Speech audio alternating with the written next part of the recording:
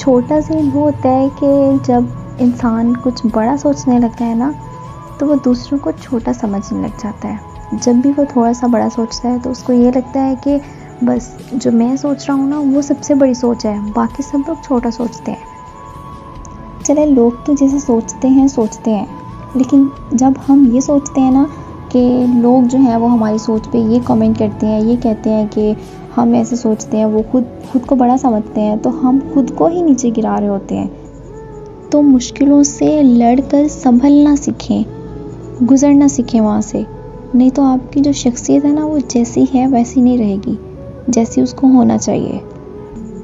मेरी ना एक बात पे गौर कीजिएगा कि आपकी ज़ुबान से जो लफ्ज़ अदा किए जाते हैं ना, बेशक अनजाने में किए गए हों, वो कभी कभार सामने वाले पे सदियों का बोझ बन जाते हैं। इसलिए जो भी बोलना चाहिए सोच समझ कर बोलना चाहिए।